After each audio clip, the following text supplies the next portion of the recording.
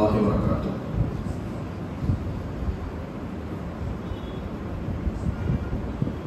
الحمد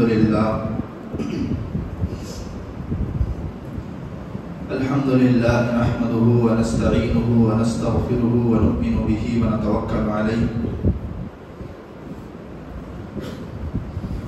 ونعوذ بالله من شرور أنفسنا ومن سيئات أعمالنا.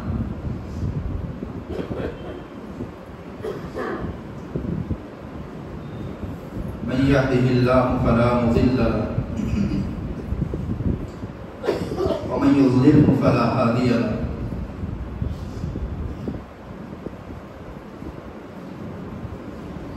ونشهد أن لا إله إلا الله وحده لا شريك له،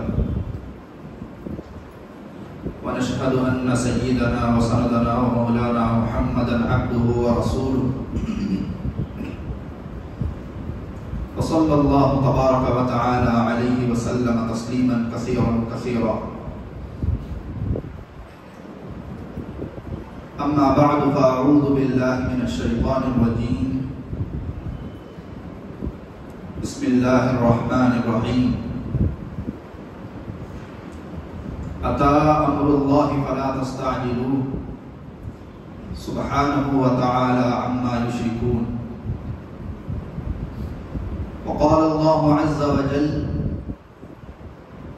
ظهر الفساد في البر والبحر بما كسبت أيدي الناس ليذيقهم بعد الذي عملوا لعلهم يرجعون. وقال تعالى: وَلَنُذِيقَنَّهُمْ مِنَ الْعَذَابِ الْأَدْنَى دُونَ الْعَذَابِ الْأَكْبَرِ لَعَلَّهُمْ يَرْجِعُونَ. صدق اللہ العظیم.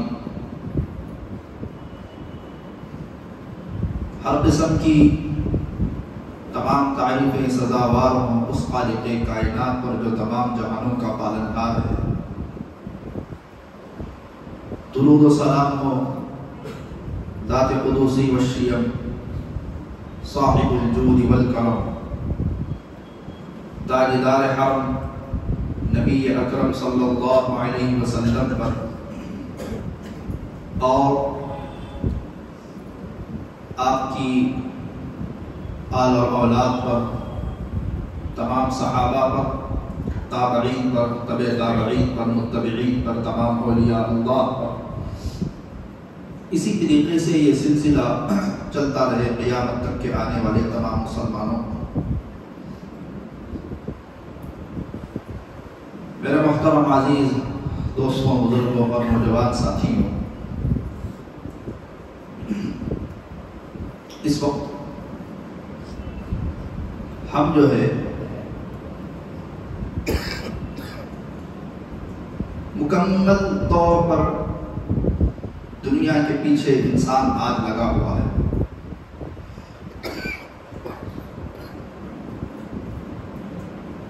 صبح ہو رہی ہے، شام ہو رہی ہے، پھر صبح ہو رہی ہے، شام ہو رہی ہے، عمر یوں ہی تمام ہو رہی ہے.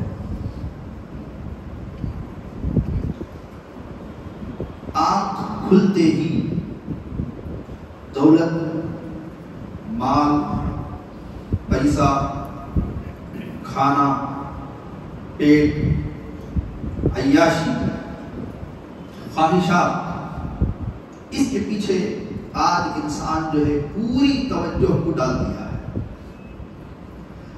نہ دین سے کچھ لینا دینا، نہ اللہ کی رضا مطلوب ہے.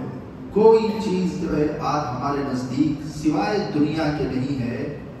اسی حال میں انسان دنیا کے بارے میں سوچتے سوچتے دنیا سے بڑھ کر کے ختم ہو کے چلا جا رہا ہے. آج کچھ باتیں قیامت کی علامات اور ہماری جو زندگی اس وقت میں چل رہی ہے، حالات اور ماحول جو اتنا خراب ہو گیا ہے، اسی سے متعلق کچھ باتیں مجھے آپ حضرات کے سامنے بیان کرنی. گزشتہ جمعہ کی ایک بات باقی رہ گئی تھی کہ آخر حضرت مہدی کون ہوں گے، کب آئیں گے، کہاں آئیں گے. صحیح روایات کے اندر نبی کریم صلی اللہ علیہ وسلم نے ارشاد فرمایا کہ جو مہدی ہوں گے وہ میری نسل میں سے ہوں گے. محدثین نے فرمایا وہ حضرت حسن رضی اللہ عنہ کی اولاد میں سے ہوں گے. ان کا نام میرا نام ہوگا یعنی محمد ہوگا. ان کے باپ کا نام میرے باپ کا نام ہوگا عبداللہ ہوگا. ان کی ماں کا نام آمینہ ہوگا. مدینے میں یہ پیدا ہوں گے. روایات صحیح روایات مدینے میں یہ پیدا ہوں گے. ایک وقت آئے گا یہ مدینے سے نکل کر مکہ آئیں گے. اس وقت میں ایک خلیفہ کا انتقال ہوگا. حالات دنیا کے بہت ناساز ہوں گے تو یہ مدینے سے نکل کر مکے میں آ کر کے رہیں گے. تو لوگ ان کو پہچان کر مقام ابراہیم اور حجر اسود کے درمیان لوگ ان کو پہچان کر لائیں گے. ان کے ہاتھ پر بیعت کریں گے. ان کو خلیفہ بنائیں گے. روایات میں یہاں تک آتا ہے کہ وہ خلافت کو لینے سے انکار کرتے رہیں گے کہ بھی یہ آپ کیا کر رہے ہیں, آپ مجھے کیوں سونپ رہے ہیں, آپ مجھے کیوں بنا رہے ہیں. مدینے میں پیدا ہوں گے.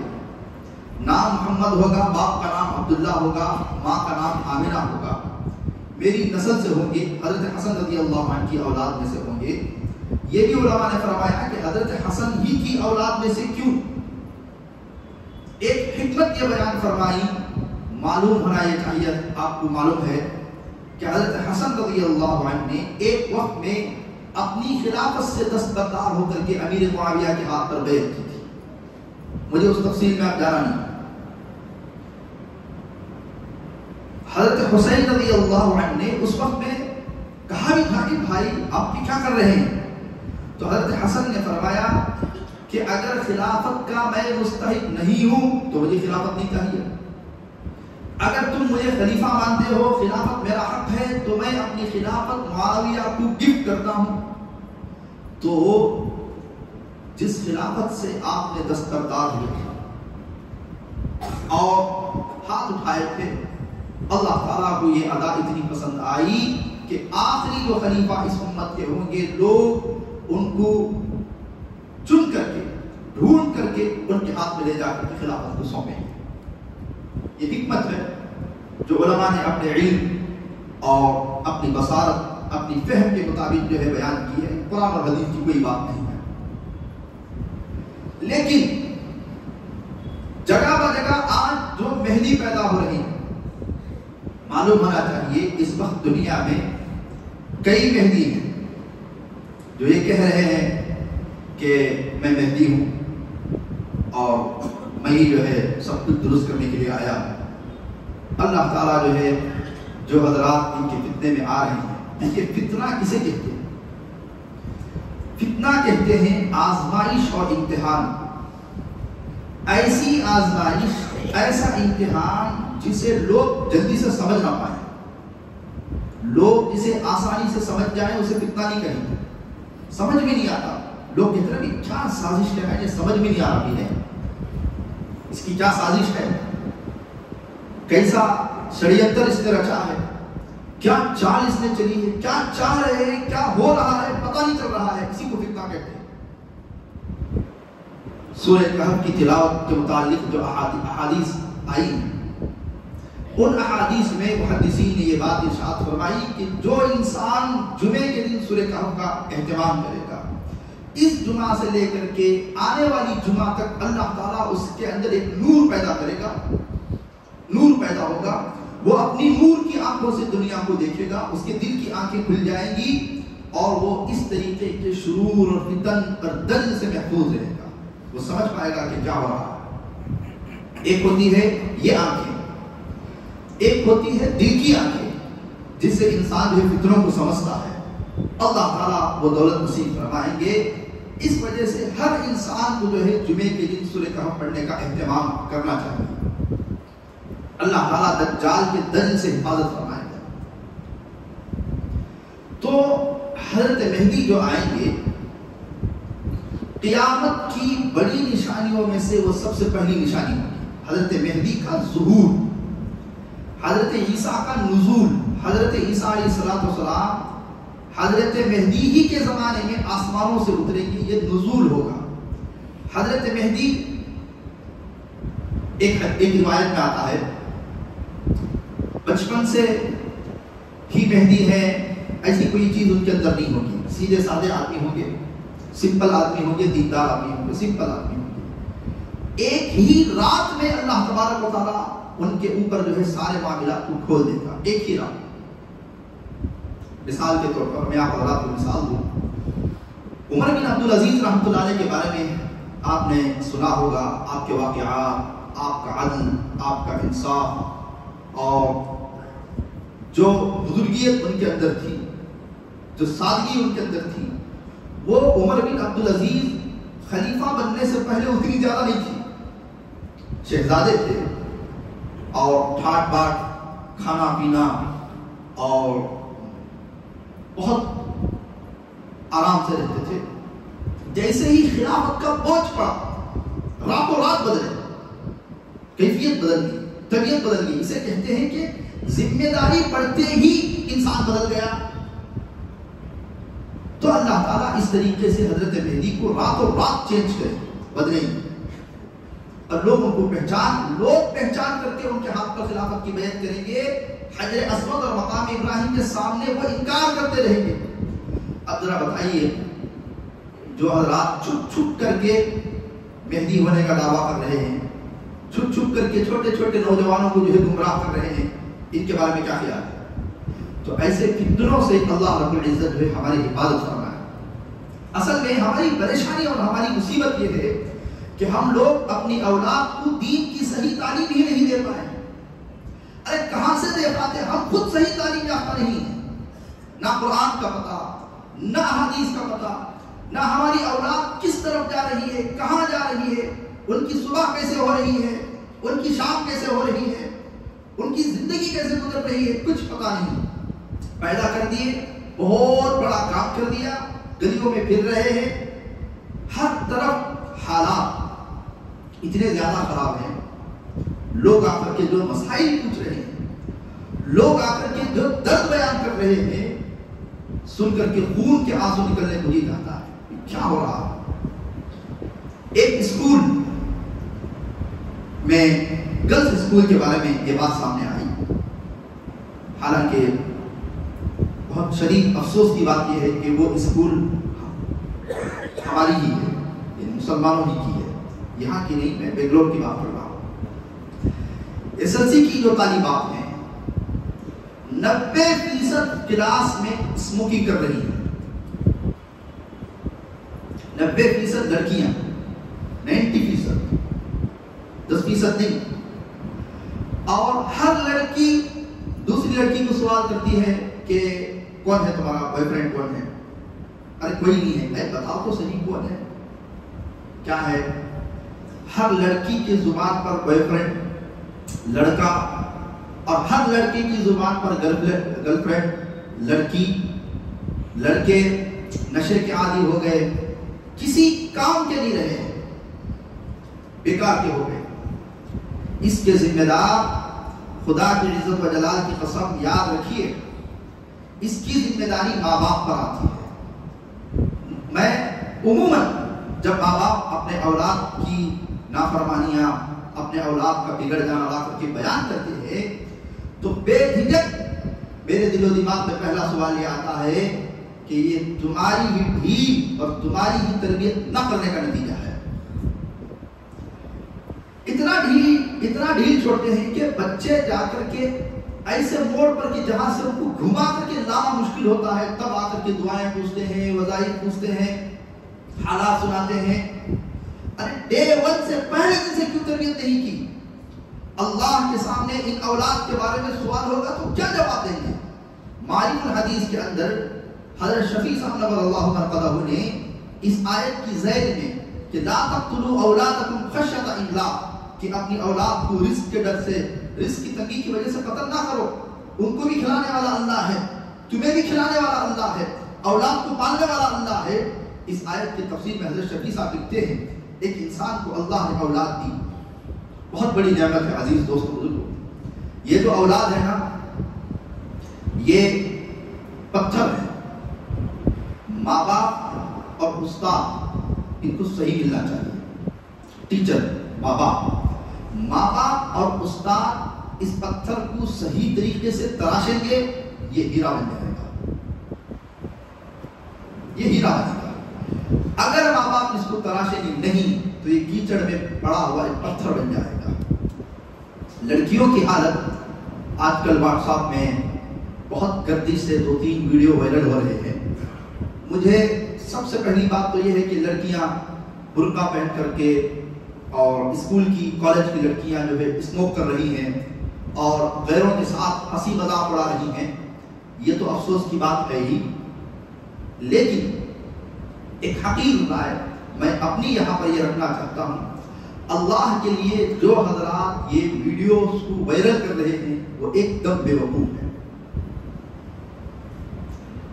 حالانکہ ویڈیو جو پھیلا رہے ہیں لڑکیوں کا برقع پہن کر ہیں یا مسلمان لڑکیاں ہیں سگریٹ پی رہی ہیں، یقیناً افسوس کی بات ہے، لیکن جو حضرات یہ ویڈیو پھیلا رہے ہیں کیا انہوں نے کبھی اس بات کو سمجھا، سوچنے کی فکر کی کہ اب ان لڑکیوں کی اگلی زندگی کا کیا ہوگا کہ پوری دنیا کو تم نے ان کا تماشا دکھایا ہے؟ کیا اس جگہ پر میری بہن ہوتی، خدا نخواستہ وہ سگریٹ نوشی کر رہی ہوتی یا کسی کے ساتھ چھیڑ چھاڑ کر رہی ہوتی تو کیا میں اس کا ویڈیو بنا کر کے وائرل کرتا؟ ارے اللہ کے بندو، اگر حالات ہی دکھانا مقصود تھا کہ مسلمان لڑکیوں کی یہ حالت ہے تو کم از کم چہرے بلر کر دیتے، چہروں کو ان کے اوپر کچھ ڈھانپ دیتے، یا نہیں تو جو لڑکیاں یہ کر رہی ہیں ان کو فالو کر کے ان کے گھر پہ جا کر کے ان کے ماں باپ کے سامنے بتا کر کے ویڈیو وہی ختم کرتے۔ ہمارے مسلمان جو ہے بہت جذبات میں آتے ہیں اور اچھے لوگ بھی واٹس ایپ میں بھیج رہے ہیں، دیکھیے مفتی صاحب کیسے حالت ہے، کیا ہے، کدھر ہے، لا حول ولا قوت الا باللہ۔ اب ان لڑکیوں کا چہرہ پوری دنیا کے سامنے گویا کہ آ گیا، کل کا دن ان کے رشتے کا کیا ہوگا؟ اگر ہاں میں یہ نہیں کہہ رہا ہوں غلطی ان سے ہوئی ہے، ان کی تربیت صحیح طریقے سے نہیں ہوئی ہے، لیکن ان کی اگلی زندگی کیا؟ کون ان کو شادی کرے گا؟ پورے محلے میں معلوم ہو گیا کہ یہ فلاں کی بیٹی ہے، یہ فلاں ہے، اب جیسے ہی رشتہ لگانے آئے گا، ارے نہیں یہ تو وہی لڑکی تھی، یہ تو وہی گروپ تھی۔ یہ مسئلہ ہو یا جو ہماری مسلمان بہنیں کسی غیر کے ساتھ کہیں سمڑ جاتی ہیں، میں نے اس سے پہلے بھی غالباً یہ بات کہی ہے، چونکہ ہمارا میسور جو ہے ایک کیا کہتے ہیں ایک ٹورسٹ پلیس ہے، پھرنے کے لیے لوگ گھومتے رہتے ہیں، تو ہمارے نوجوان جو ہے فوراً ویڈیو بناتے ہیں، انہیں دیکھو بھی انہیں ان کے ساتھ پھر لگے، ادھر آؤ یہاں، کاڑو تمہارا نقاب کرو، ادھر آؤ یہاں، تمہیں کاڑو، تمہیں کس کی بیٹی تمہیں؟ اب دیکھیے کون اس لڑکی سے نکاح کرے گا؟ اب تو مجبوراً اس لڑکی کو اسی لڑکے کے ساتھ رہنا ہوگا جس کے ساتھ اس کا ویڈیو وائرل ہوا ہے۔ عقل مندی سے کام کیجیے، کبھی بھی نبی کریم صلی اللہ علیہ وسلم کی عادت، آپ کا مزاج، آپ امت کے لیے شفیق باپ، مہربان باپ کی طرح تھے۔ باپ نہیں تو کم از کم شفیق بھائی بن جائیے۔ مطلب کیا ہے؟ بنانا ہے ویڈیو بنائیے، لیکن اس کو وائرل نہ کیجیے، لے جا کر کے ان کے ماں باپ کے سامنے بیٹھ کر کے بات چیت کیجیے کہ کیا مسئلہ ہے۔ اس لڑکی کو پوچھیے کہ تمہیں کس چیز نے مجبور کیا کہ تم ان کے ساتھ پھر رہے ہو، گھوم رہے ہو، دنیا بھر کو دکھانے کا کیا تماشا ہوگا؟ میں پھر یہاں پر وہی بات دہراتا ہوں، کروڑوں مرتبہ اللہ نہ کرے اگر میری سگی بہن کسی غیر کے ساتھ جانے انجانے میں کم علمی، کم فہمی، کم سمجھی کی بنیاد پر اگر پکڑی جاتی تو کیا میں اس کا ویڈیو وائرل کرتا؟ قوم کی بات ہے، قوم کی عورت ہے، قوم ہماری میری قوم کی بہن ہے، میں کیوں اس کا ویڈیو وائرل کروں؟ سمجھتے نہیں ہیں نوجوان جو ہے، سوچتے یہ ہیں کہ بہت بڑا ہم نے جو ہے 30 مارکہ کا کام کر دیا، ایک حقیقت ہم نے صاف کھول دی، لوگوں کے سامنے اس کو لا دیا۔ نام عزیز دوست بزرگوں، اس کی زندگی تم نے ہمیشہ کے لیے برباد کر دی ہے، اب وہ کہاں جائے گی؟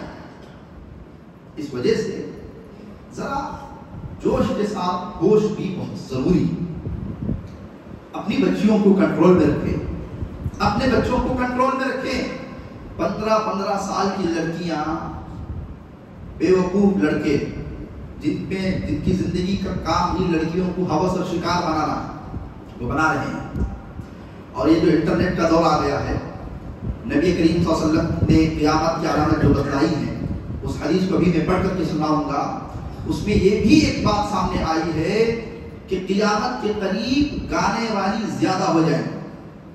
یہ ٹک ٹاک، یہ شارٹ ویڈیوز، یہ انسٹاگرام اور یہ فلاں ہماری لڑکیاں گھروں کی کمرے میں یا مال میں فلاں جگہوں پر جا کر کے جو ہے ناچ رہی ہیں، اس کا شارٹ ویڈیو بنا کر کے ڈال رہی ہیں، پوری دنیا اسے دیکھ رہی ہے۔ ماں باپ بے غیرت بن سکتے ہیں، بلکہ بعض جگہ پر باپ داہنی سے کھڑا ہے، ماں بائیں سے کھڑی ہے، بیٹی بیچ میں ناچ رہی ہے۔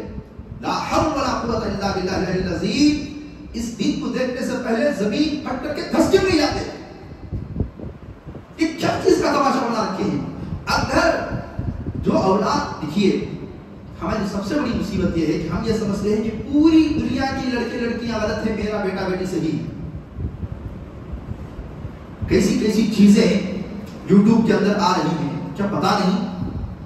جو نوجوان حضرات ہیں یا جو بڑے حضرات ہیں، اس میں درمیان میں شارٹ ڈھونڈے جاتا ہے اور کیسی بے حیائی کی باتیں، تو وہ کہتے ہوئے بھی جو ہے رونگٹے کھڑے ہو جاتے ہیں۔ اور نوجوان حضرات نے بتایا، دوست و احباب نے، کہ حضرت آج کل کے جو سیریل ہیں ان میں اتنی فحاشی حضرت دکھائی جا رہی ہے، اتنے گندے الفاظ، اتنی گندی باتیں جو ہماری عورتیں دیکھ رہی ہیں، شرم سے ہماری آنکھیں نیچے جھک جاتی ہیں اور بیٹھ رہے ہیں، تماشا سب کے سب دیکھ رہے ہیں۔ اس پر کنٹرول ہونا چاہیے۔ ہاتھ سے لڑکی نکل گئی، اب روتے رہنے کا کوئی فائدہ نہیں ہوگا۔ کم فہمی میں، کم سمجھی میں، ظاہر بات ہے یہ جو ٹین ایئرز ہیں، 13 14 15 17، عموماً ان سالوں میں نہ لڑکے کے اندر اتنا شعور رہتا ہے، نہ لڑکی کے اندر اتنا شعور رہتا ہے، جذباتی عمر رہتی ہے، جذباتی عمر۔ ایک نوجوان وہ الفاظ چن کر کے اس کو مالے میں پرو کر کے لڑکی کے سامنے رکھتے ہیں، اور لڑکی اپنی زندگی، اگلی زندگی کو سوچے سمجھے بغیر اس لڑکے کو دل دے بیٹھتی ہے۔ اسے کچھ پتا نہیں کہ وہ کیا کر رہی ہے، اتنی سمجھ ہے ہی۔ ظاہر بات ہے ایک ماں 30-35 سال کی، ایک باپ 40-50 سال کا، اس کی عمر 15 سال میں اسے کہاں آ جائے گی؟ اس کی اتنی عقل اس کی نہیں ہے۔ اب کیا ہو رہا ہے؟ یا تو نہ چاہتے ہوئے اسی کم عقل بیوقوف لڑکا جو کسی کام کا نہیں ہے، یا تو اسی کے ساتھ شادی کرو، یا نہیں تو لڑکی کو زبردستی کہیں اور شادی کرو۔ اب کہیں اور لڑکی کی شادی نکاح ہوگا کسی کے ساتھ میں، اب یہ لڑکا جائے گا اور اسے کہے گا کہ یہ میرے تعلقات تھے آپ کی محترمہ سے۔ اب ان کی زندگی پوری خراب ہو رہی ہے، پورا فیملی سسٹم، گھریلو نظام، خان کی زندگی تباہ و برباد ہو کے رہی ہے۔ اب کیا ہوتا ہے؟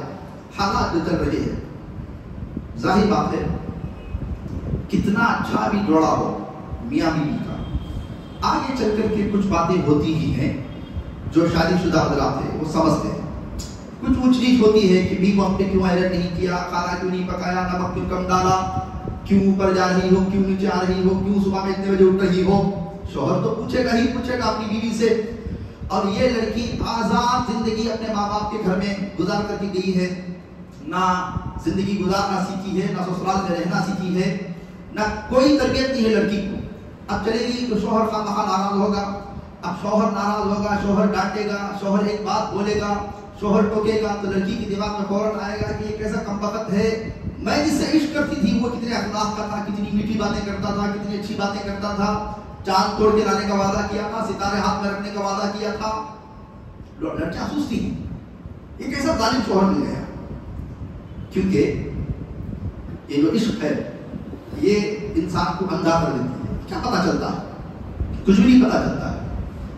تو پورا گھریلو نظام تباہ ہو رہا ہے. اس کے تباہ کرنے میں بچوں سے زیادہ بڑوں کا ہاتھ ہے. کیوں؟ آج دکھ ہو، افسوس ہو ہماری زندگی پر کہ ہم نے اپنے گھروں کا نظام بگاڑ دیا. ہمیں بیکار کی باتیں، غیبت اور خیالی پکاؤ، مال، اسی میں فرصت نہیں ہے نا. صبح سے لے کر شام تک باہر کی باتیں، گھر میں کیا ہو رہا ہے اس کی توجہ ہی نہیں ہے. عزیز دوستوں بزرگوں، اولاد بہت بڑی قیمتی دولت ہے. ان کو دینداری سکھائیں. چھوٹے چھوٹے بچے، ایک 13 سال 12 سال کا بچہ، 13 سال کا بچہ، میں اس سے یہ بات کہتا ہوں کہ ہمارے پیغمبر کون ہیں؟ وہ کہتا ہے کہ حضرت پیغمبر مطلب اس کو پیغمبر بھی بولا. ہمارے نبی کون ہیں؟ تو وہ اچھے بڑے گھرانے کا بچہ ہے. دنیا کی تعلیم ان کے ماں باپ نے اچھی اسکولوں میں دی ہے. بیسک دینی معلومات بھی ان کو نہیں معلوم ہے. ظاہر بات ہے ان کی ماں کو نہیں معلوم ہے، ان کو نہیں معلوم ہے، تو وہ کیا معلوم ہے؟ واجب کسے کہتے ہیں؟ دین کیا ہے؟ اتحیات کسے کہتے ہیں؟ حضور کسے کہتے ہیں؟ صحابہ کو تو حضرت اتنا دکھ ہوتا ہے. حضرت صحابہ کو تو کیا ہے، حضرت فلاں کو تو کیا ہے، ایک دم کلیجہ منہ کو آ جاتا ہے. یہ لوگ اتنا نہیں جانتے کہ صحابہ کسے کہتے ہیں. ذمہ دار کون؟ ذمہ دار ماں باپ ہیں. ہم ذمہ دار ہیں. بچوں کا کیا قصور ہے؟ ہم جس طریقے سے ان کو لے کر کے چلنا چاہیے تھا، ہم لے کر کے کبھی ان کو چلے نہیں، کبھی ان کی تربیت کی فکر کیے نہیں. یا تو مخلوط تعلیم کے چکر میں کالج میں اور اسکولوں میں لے جا کر کے ان کو ڈالے. کس کے ساتھ جا رہی ہے، کس کے ساتھ آ رہی ہے. رات کے 12 بجے لڑکیاں پارک میں اور کیفیز میں برتھڈے منا رہی ہیں. ہماری مسلمان لڑکیاں اب کہاں جا رہی ہیں؟ فرینڈ کے ساتھ جا رہی ہیں. کب جا رہی ہیں؟ ایک دم گویا کہ سمجھے جانور بکرے ہیں. کب جائے کب آئے، تو کیا پتا ان کو کیا لینا دینا ہے. کہاں کا سر قدر سر بولے گی. لا حول ولا قوت الا باللہ العلی العظیم. تو جو حدیث میں نے قیامت کے قریب یہ سب چیزیں ہوگی، نبی کریم صلی اللہ علیہ وسلم نے فرمایا. حضرت ابو ہریرہ رضی اللہ عنہ راوی حدیث ہے، اور ایک جگہ پر حضرت علی رضی اللہ عنہ نے جس کو روایت کیا ہے، اذا اتخذ الفیء دولا والامانۃ مغنما. اس روایت کا مطلب یہ ہے قوم کے سربراہ، قوم کے لیڈر، قوم امت کا مال، قوم کا مال چوسے ہڑپ لیں، یہ دور آ جائے گا. اب مجھے اس کی زیادہ وضاحت کرنے کی ضرورت نہیں ہے کہ آج کل سیاسی ماحول کیسا ہے، قوم کے لیڈر قوم کا مال کتنا چوس رہے ہیں. والزکاۃ مغرمہ، مالداروں کو زکات نکالنا ایک بوجھ محسوس ہو جائے گا. زکات نہیں نکالیں گے تو بہت کم بہانے ڈھونڈیں گے. وتعلم لغیر الدین، یہ علماء سے متعلق ہے کہ علماء علم دین کو دنیا طلب کرنے کے لیے حاصل کریں گے اور اللہ کی رضا کے بجائے مالداروں کے پاس رہ کر کے علم کو بیچیں گے. علماء اپنے علم کو جو ہے ضائع کریں گے. وَأَطَاعَ الرَّجُلُ امْرَأَتَهُ وَعَقَّ أُمَّهُ، ایسا دور آ جائے گا آدمی اپنی بیوی کی فرمانبرداری کرے گا اور ماں کو دھکے دے گا. وَعَقَّ أُمَّهُ، عقہ کے معنی جو ہے جیسے اس سے پہلے بھی میں نے غالباً بتایا تھا، پھاڑ دینا، پرزا کر دینا. جیسے ٹشو اٹھائیں، پھاڑ کر کے پرزا کر دے. عقہ أُمَّهُ، ماں باپ کو دھکے دے. ہمیشہ میڈم کی بات سنتے رہیں گے. اور اتنی محبت، اتنا عشق کہ جس نے دودھ پلایا اپنے سینے کا اور اپنے پیٹ میں ڈھویا تھا اس کو، اور رات میں بچہ اگر پیشاب کر دیتا تو گیلے پر نیند نہیں آئے گی. آج تو جو وہ ڈیپر کا زمانہ ہے، لیکن ماں اس کو خود گیلے پہ سو جاتی، بچے کو اٹھا کر کے سوکھے پہ سلا دیتی تھی. اور کھانے بیٹھی ہے، استنجا کر دیتا تھا بچہ، کھانا چھوڑ کر کے جا کر کے اس کو جو ہے استنجے سے پہلے فارغ کراتی تھی، پیشاب کر دیتا تھا. اتنا سب کچھ ہونے کے باوجود جو ہے بچہ جب بڑا ہوتا ہے تو بیوی ہی اس کے لیے سب کچھ ہوتی ہے. میں یہ چیز برداشت نہیں کروں گا. اور آگے وَأَقْصَى أَبَاهُ، دوست کے لیے بڑا شفیق، بڑا مہربان، کیفے لے جائے گا، ریسٹورنٹ لے جائے گا، کھلائے گا، باپ کو دھکے دے گا، پتہ نہیں بوڑھا کب فون کر دے، کب کیا منگا دے، کب کیا بلا دے، مجھے ٹائم نہیں ہے، میں بزی ہوں، کیا چاہیے تم نہ، جھڑک جھڑک کر کے بات کرے گا۔ وَظَهَرَتِ الْأَصْوَاتُ فِي الْمَسَاجِدِ، مساجد میں آواز بلند ہو جائے گی، اللہ کے گھر میں آواز بلند ہو جائے گی۔ دیکھتے نہیں لوگ کیا کر رہے ہیں، مساجد کو بھی سیاست کا بنا لیا، الیکشن ہو رہے ہیں اور مساجد میں ڈپلیکیٹ آئی ڈی کارڈ بنا کر کے ہماری کمیٹی آنا، تمہاری کمیٹی آنا، اور کون سی کمیٹی آئے گی، مساجد میں لڑائیاں، تمہاری میری مسجد، یہ وہ ہو رہا ہے ہنگامہ، کالر پھٹ رہے ہیں، بٹن نکل رہے ہیں مساجد کے اندر، کیا نہیں دیکھا؟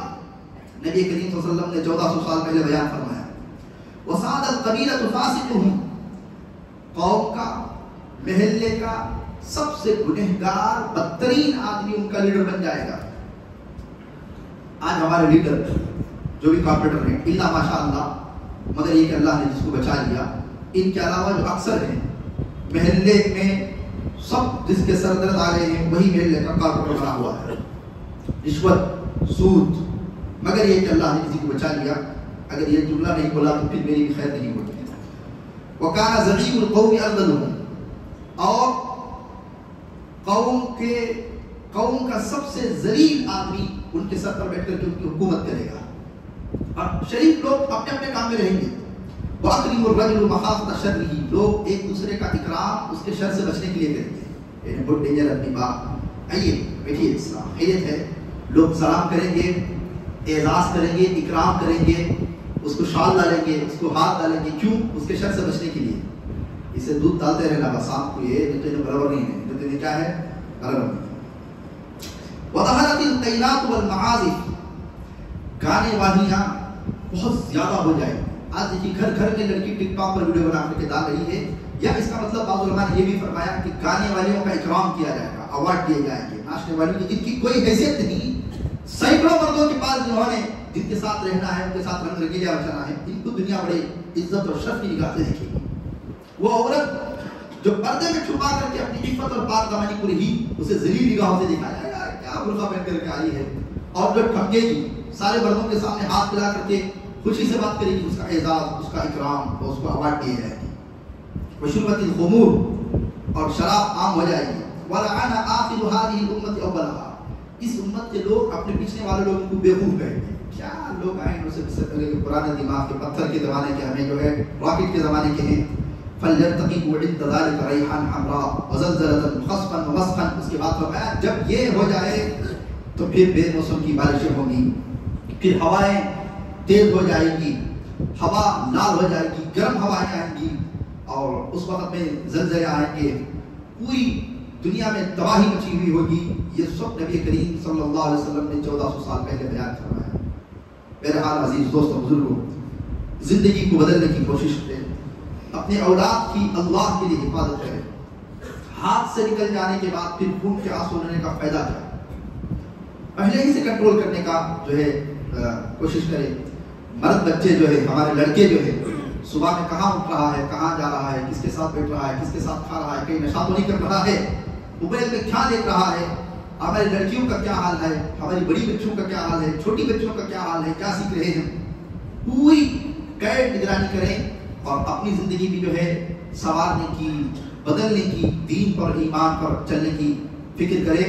آپ حضرات کو معلوم ہونا چاہیے کہ 31 جنوری اور 1 فروری کو ہمارے میسور کا اجتماع بھی ہے، شہر میسور کا، بلکہ 5 ڈسٹرکٹ کا ہے میرے خیال سے، ہاسن، کڑک، منڈیا اور منصور وغیرہ کا، اور اللہ تعالیٰ اکابر جو علماء ہیں امت کے جو نیک حضرات ہیں اس میں شریک ہوں گے۔ بقیہ تفصیلات جو ہے آئندہ جمعہ حضرات کے سامنے آئیں گی۔ اللہ تعالیٰ ہم تمام کو کہنے سننے سے زیادہ عمل کرنے کی توفیق عطا فرمائے۔ وآخر دعوانا الحمدللہ رب العالمین۔ جن حضرات کی سنت